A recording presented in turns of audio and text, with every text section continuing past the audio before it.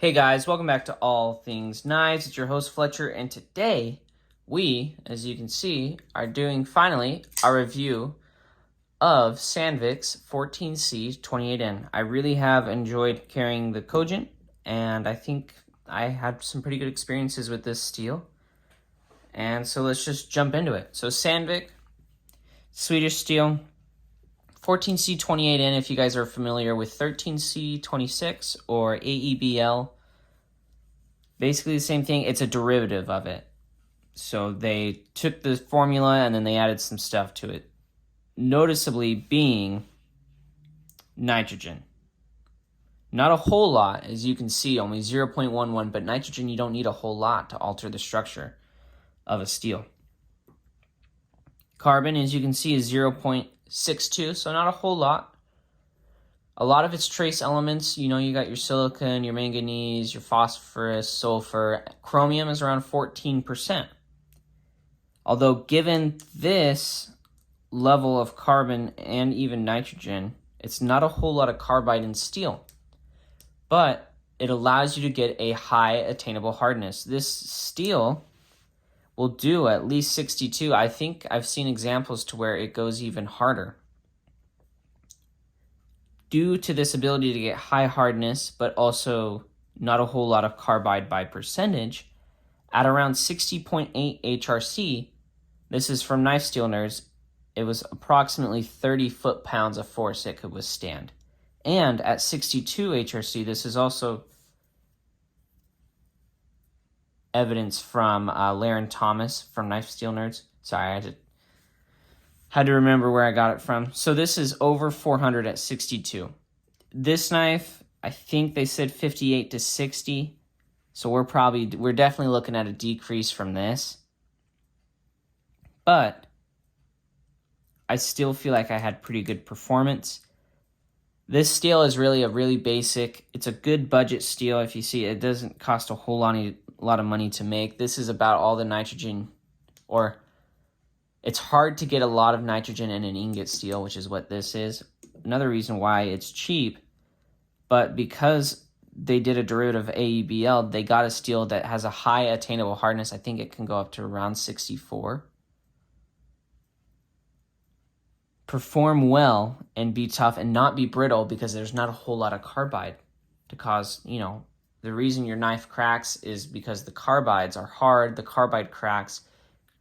Then the carbide that spreads, right? And when you have clumping of carbides, it spreads, and then that's how you get a knife, either break in half or you get a crack in the steel. It all starts with the carbide. So less density of carbide kind of helps with that. Let's hop into my usage. So that's just some useful info. Most of that I got from Sandvik. A lot of it I got from Laren Thomas at Knife Steel Nerds. He does a lot of testing. He does a really good job. I have sharpened 4 times on the steel. If you see, tip is,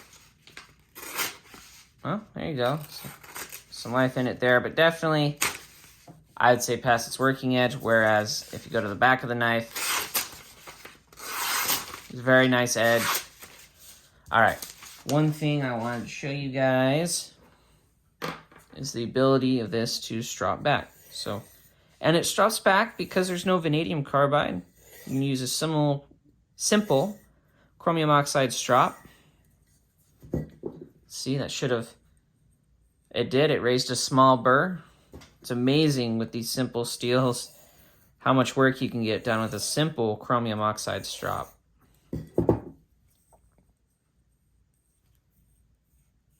All right. Let's see, we're gonna, one more on that one. Yep, we're gonna go to the fine now. As you can see, this strop has definitely gotten used.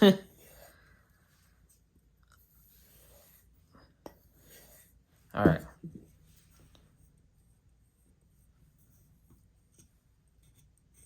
Feels good.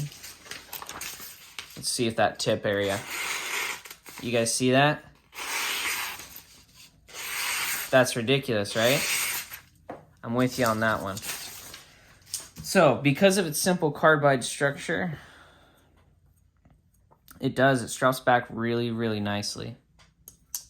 It also sharpens. So I've sharpened this on diamond plate with ceramic. I've sharpened it on just the Venev to 1000 and then stropped. And then I sharpened on a waterstone and then stropped on the chromium oxide. The edge that I've liked the most was 80 grit king stone. And then 1000 grit on the king stone. And then doing the green and the white strop. It actually does leave a very nice edge. Plenty of bite. Still kind of polished.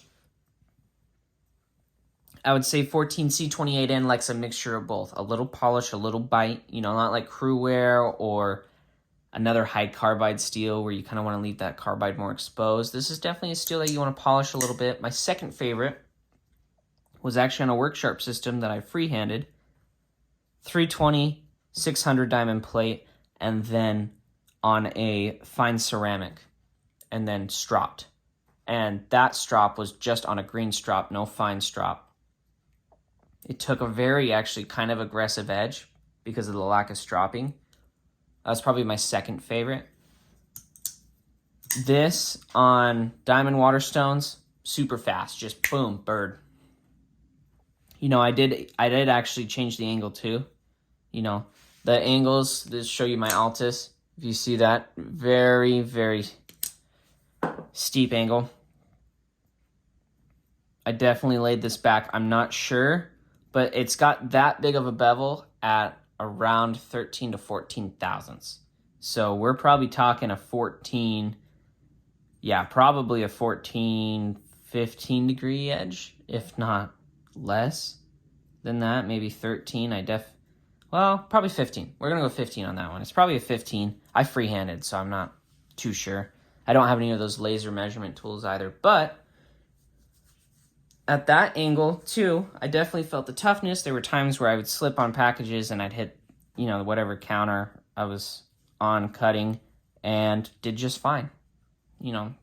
And it did good cutting through all my hard plastics. And I will say that I do think a steel with some more carbide in it, I think actually cuts through those hard plastics a little better than, say, a less carbide steel like this, just because those plastics are hard and those carbides are way harder. So I do think they definitely help in cutting hard plastics. The way that this edge felt, it was definitely like it starts super sharp and then it definitely declines. With a steel like Crewware, it was like super sharp. It felt like it was dull, and then it would like restart at a working edge. It was weird, like the way it broke down. This, because of the lack of carbide, was definitely super sharp. Boom, boom, boom. Working edge. Not super long on the working edge. The fine edge lasted, I'd say, a good time. And then dull. And I mean, when I say dull, I just mean won't shave a piece of paper. The steel is very easy to maintain. I actually quite enjoyed sharpening on a waterstone with this. It just came up really nice. It's been a while since I've tried a waterstone. You know, I've gotten a lot better since when I first tried. And man, this thing just like a breeze. It just removes material super nicely. Clean bird, burrs cleanly. No problem. It strops. You get a somewhat toothy edge. Really enjoyed it. Definitely don't over polish this steel. You know, do a ceramic. Don't overdo the ceramic. Just, you know, enough to kind of eliminate the burrs and then strop on kind of a rougher grit, like a green grit or a black, and you get a somewhat toothy edge. You know, not super toothy because not a whole lot of carbide, but it does so good on cardboard. So good on cardboard. I do like how easy this steel is to maintain. I will say this is as low as I would go. This is because there were days where it just didn't make it through and I would have to strop it, which was fine. But with like a Crewware, I just, you know, I only really had to strop it because I had already carried the same edge for like 1, 2, 3 days. There was a stretch of time where on my last edge, this did last me a couple days because my trucks were so light. You know, I got basically the equivalent of one big truck over 1 to 2 days, and it did really good. I don't think there was much of a burnt. There was definitely a burnt edge on this guy. But I think because I did redo the bevel, I think by the third edge, I think by my second edge, it was on there, still some fatigue steel, and then my second to third edge, my third to fourth edge were fine. This steel maintains super nicely. It takes a very sharp, you just saw from stropping the edge I had. That was real time from real use. I just killed the edge today using it, and I had just barely stropped it. That's how easy that steel maintains. You saw me, I probably did 20 passes, and then, a couple, I didn't do that many on the fine. You guys saw that too, maybe 10 on the fine, and boom, it's right there.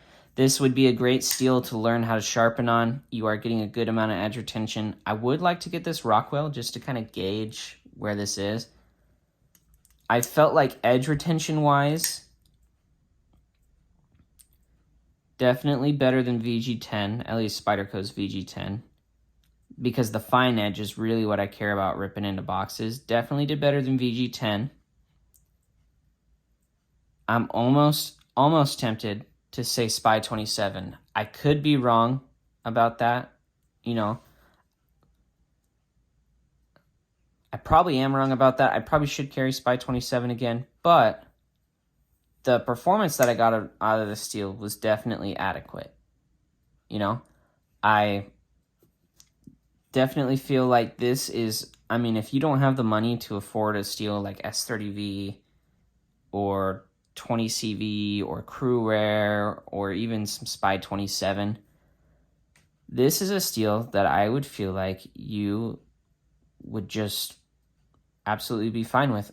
As far as the Crew Rare, I'd say this has about half the edge life.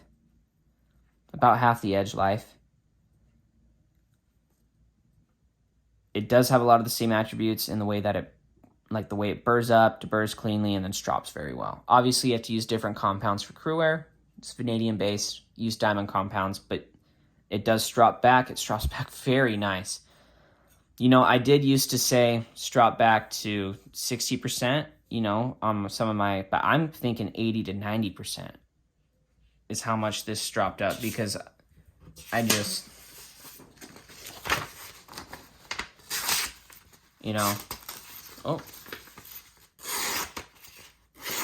who knows? I could be wrong. Let's see.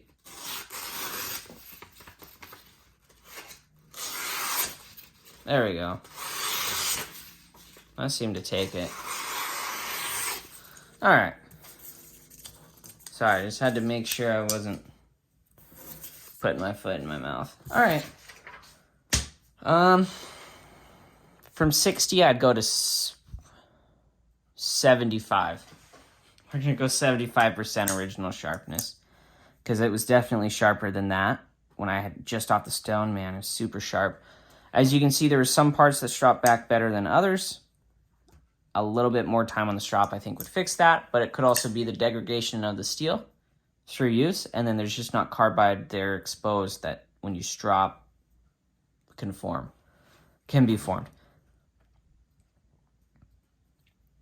I definitely recommend this steel.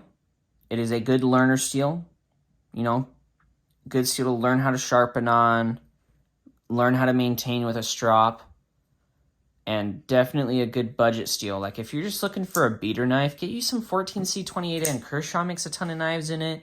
Savivius now, I think, oh man, what's that other brand? They make like the mini Rhino. Someone comment down below if you know who makes like the Rhino.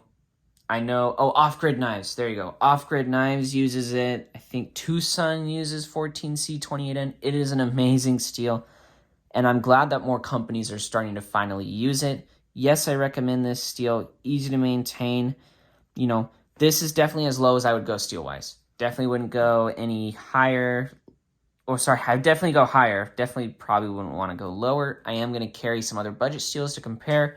Nitro V I'm going to do a comparison with. I'm really excited about that just to see how it performs at different Rockwells. I'll try and get these Rockwell tested. Let me know what your guys' experiences with 14C 28N is.